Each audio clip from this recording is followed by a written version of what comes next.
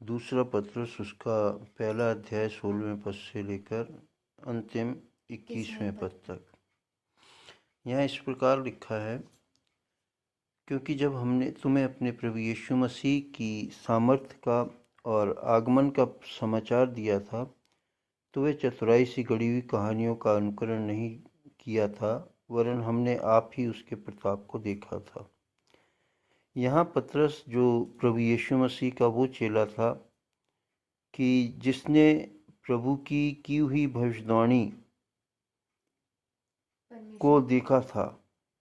क्यों? क्योंकि पतरस का ये कहना था कि मैं प्राण भी चाहे मेरे को देने पड़े, मैं तेरा इनकार नहीं करूँगा। लेकिन जो भविष्यवाणी, क्योंकि इस आयत का अगर हम देखेंगे तो वो अंतिम जो पद है 21वां, उससे मेल खाती है कि जो भविष्यवाणी परमेश्वर ने की, यानी कि प्रभु यीशु मसीह ने की, वो भविष्यवाणी उस समय किसी हालत पे पतरस मानने पर नहीं था, है ना? क्यों? क्योंकि पतरस से जब यीशु मसीह ने कहा कि तू आज मुर्ग के बांग देने से पहले 3 बार मेरा इनकार कर चुकेगा, है ना? तो पतरस मानने पर नहीं था। वो ये कह रहा था कि मैं चाहे जान भी देनी पड़ेगी, मैं तेरा इनकार नहीं करूँगा। वही पतरस आज अपने वचन, अपने लिखे हुए वचन के उसके द्वारा हम आज इस बात पर गौर कर रहे हैं कि जो कुछ परमेश्वर कहता है वो पूरा होता है।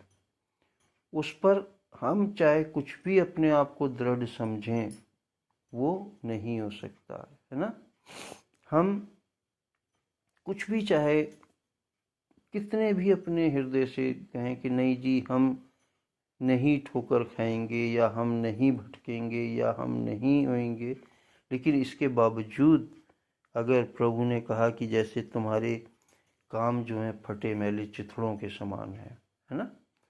हम अच्छा करना भी चाहेंगे तो नहीं कर सकते हैं, क्योंकि हमारे सारे काम पहले से बताए हुए हैं। प्रभु उन सारे कामों को हमारे जानता है कि हम कल के दिन क्या काम करेंगे। क्यों? क्योंकि प्रभु के आगे सारी बातें जो है बेपर्दा हैं और बिना ढकी हुई हैं। प्रभु सब जानता है। तो यहाँ पतरस जो है वचन के द्वारा ये समझाना चाह रहा है कि जो कुछ वो कह रहा है, या जो समाचार वो हमें यीशु मसीह का दे रहा है, वो मनगढ़ंत बातें नहीं है। वो मनगढ़ंत बातें नहीं है, परंतु क्या है कि उन्हें जो यीशु मसीह के वो साथ रहता था, उन बातों को पूरा होते हुए देखता था, और उन्हीं बातों में से लेकर वो आज अपने वचन के द्वारा, पत्री के द्वारा हमें समझा रहा है कि ये गड़ी गड़ाई बातें, कहानियाँ नहीं हैं, बल्कि ये आँखों से देखी हुई बातें हैं कि उसने पिता से आदर, 17वें पद में, कि उसने परमेश्वर पिता से आदर और महिमा पाई, जब उस प्रताप में महिमा में से यह वाणी आई कि यह मेरा प्रिय पुत्र है जिससे मैं प्रसन्न हूँ। और जब हम उसके साथ पवित्र पहाड़ पर थे तो स्वर्ग से यही वाणी आते सुनी। यीशु मसीह के विषय में ये बातें कही गई कि यह मेरा प्रिय पुत्र है। क्या आज हमसे ये बातें आती हैं? क्या हमारे विषय में, या हम कभी सुनते हैं, या हमारे विषय में कोई हमारे को ये गवाही देता है कि नहीं, मैंने कहते हैं ये वाणी परमेश्वर की सुनी या परमेश्वर से समझी कि मैं अपने इस बेटे से या इस बेटी से प्रसन्न हूँ? नहीं। क्यों? क्योंकि हमारा जीवन यीशु मसीह के समान नहीं है। यीशु मसीह ने अपने पिता की महिमा के लिए, मैं कई बार जब अकेले में होता हूँ तो महसूस करता हूँ, सोचता हूँ कि क्या ज़रूरत थी इतनी जलालत उठाने की, है? आज क्योंकि गुस्से में मैं बचपन से बहुत तेज रहा हूँ, मैं किसी की बर्दाश्त नहीं कर पाता, लेकिन मैं देखता हूँ कि प्रभु के जीवन को, कि उसे क्या ज़रूरत थी कि हम पापियों की खातिर जो उसकी आज्ञाओं का पालन ही नहीं करते, या उस पर विश्वास करके भी हम खरे नहीं उतर पाते, उसे क्या जरूरत थी कि हमारी खातिर इतनी बड़ी जलालत वो सहता, कि उसे थप्पड़ मारे जाते, उस पे थूका जाता, उसे कोड़े मारे जाते, वो हाथों में कीले और पैरों में कीले ठुकवाता, नंगा किया जाता, जलील किया जाता, कि देखो कैसी कैसी बातें उस समय उसके लिए कही गई, कि देखो यदि तू परमेश्वर का पुत्र है तो अपने आप को उतार ले। डाकू ने कहा उससे कि तू खुद भी उतर और हमें भी उतार ले। क्यों? क्योंकि वो पीड़ा बहुत भयंकर थी, जिसे जैसे यीशु मसीह सहन कर रहे थे वैसे डाकू भी सहन कर रहे थे, और वो पीड़ा नहीं बर्दाश्त कर पा रहे थे। और उस समय उसमें से एक डाकू ने कहा कि तू यदि परमेश्वर का पुत्र है तो तू खुद भी उतर और हमें भी उतार ले। लेकिन दूसरे ने क्या कहा कि हम जो आज पीड़ा उठा रहे हैं, हम अपने पापों की सजा पा रहे हैं, लेकिन मैं जानता हूं कि इसने कोई भी गुनाह नहीं किया। तो आज हमें भी इस बात पे गौर करना चाहिए, क्योंकि जो कुछ हमारे तक वचन के द्वारा पहुंचा है, या हम जो कुछ भी वचन के द्वारा समझते हैं यीशु मसीह के बारे में, परमपिता परमेश्वर के बारे में, उसको वो ऐसी मनगढ़ंत कहानियां नहीं है। भाई मैं तो नहीं कह सकता, कारण ये कि यीशु मसीह को मैंने ऐसे देखा जैसे मैं सबको देखता हूँ। तो यीशु मसीह ने ये सब कुछ दुख हमारी खातिर क्यों सह लिया? क्यों? क्योंकि वो हमसे प्यार करता था। कोई भी जब चीज बनाता है तो अपनी बनाई हुई चीज से क्या प्यार करता है? उसे दुख होता है जब उसकी बनाई हुई चीज खराब होती है? चाहे वो मिट्टी की हो, चाहे वो खाना पकाने की चीज हो, कि हम किसी के लिए खाना बना रहे हो और खाना अचानक खराब हो जाए, हमें उसमें दुख बुरा लगता है।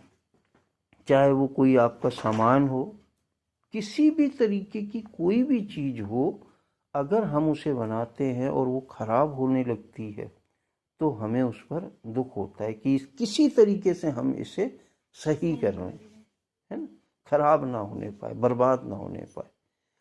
यही प्यार प्रभु यीशु मसीह ने हमें दिखाया कि हमारी खातिर उसने इतनी बड़ी जलालत को सह लिया, और उसके इस प्यार को देखकर परम पिता परमेश्वर ने प्रभु यीशु मसीह की बड़ाई की, और उस बड़ाई को उसके चेलों ने सुना कि उस महिमा में, उस बादल में से ये आवाज आई कि यह मेरा प्रिय पुत्र है।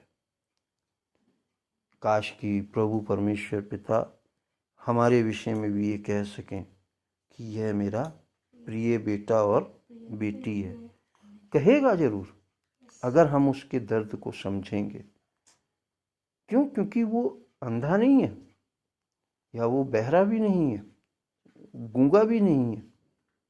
वो सब कुछ देखता है, सब कुछ सुनता है, लेकिन वो ये देखना चाहता है कि हमारे दिलों में उसके प्रति कितना प्यार है। तो पतरस ने भी इन बातों को सुना, और आज उसकी गवाही को हम यहाँ पढ़ते हैं 19वें पद में। और हमारे पास जो भविष्यद्वक्ताओं का वचन है वह इस घटना से दृढ़ ठहरा है, और तुम ये अच्छा करते हो कि जो यह समझकर उस पर ध्यान करते हो कि वह एक दिया है जो अंधियारे स्थान में उस समय तक प्रकाश देता रहता है जब तक कि पौ ना फटे और भोर का तारा तुम्हारे हृदयों में ना चमक उठे। प्रभु यीशु मसीह वो है जो हमारे पाप को, हमारी अनाज्ञाकारिता को सहता रहता है, देखता रहता है। वो यही चाहता है किसी तरीके से ये नाश ना होने पाए, और वो उस दिए की तरह हमारे जीवन में रोशनी फैलाता रहता है, आशीष देता रहता है कि किसी तरीके से तो ये मेरे प्यार को समझें।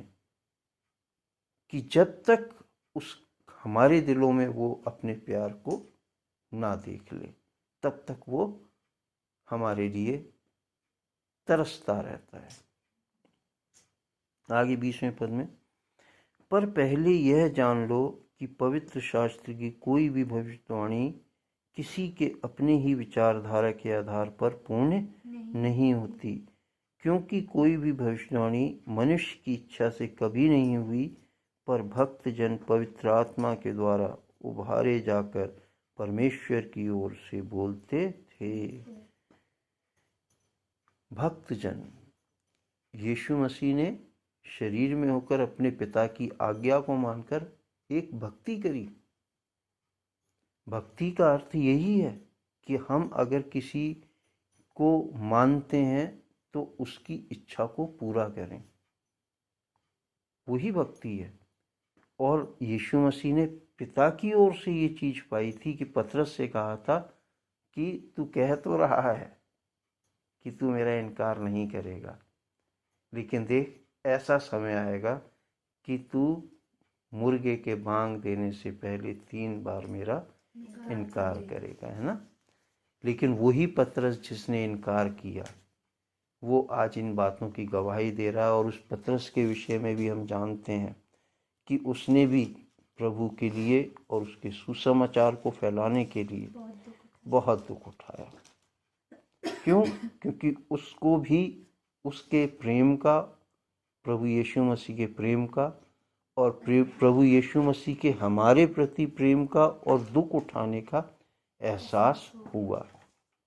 और वही एहसास ने उसके अंदर वो ताकत पैदा करी कि उसने संसार में सुसमाचार की खातिर, प्रभु की खातिर दुख उठाया।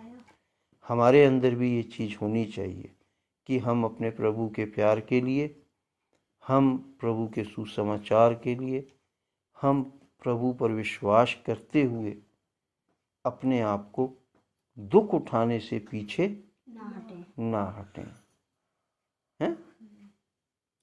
तो प्रभु हम सबों को ये आशीष दे और अपने प्रेम में, अपने विश्वास में, अपने हर एक उस इच्छा में जो वो हमसे चाहता है कि हम उसकी इच्छा को पूरा करें, वो उसकी इच्छा हमारे जीवनों से पूरी हो। प्रभु के वचन के पढ़े और सुने जाने पर आशीष हो। प्रभु यीशु मसीह के नाम में आमीन, आमीन, आमीन। ले चल मुझे यीशु तू है जहां, ले चल मुझे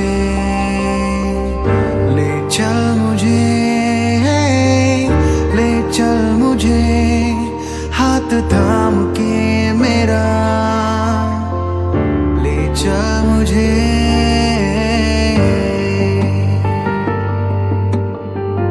ले चल मुझे यीशु तू है जहां, ले चल मुझे। जब अंधेरी राहों पर मंजिल ना दिखे, जब खौफ से ये दिल घबराए, जब आंसुओं से ये आंखें नम हो जाए, तब हाथ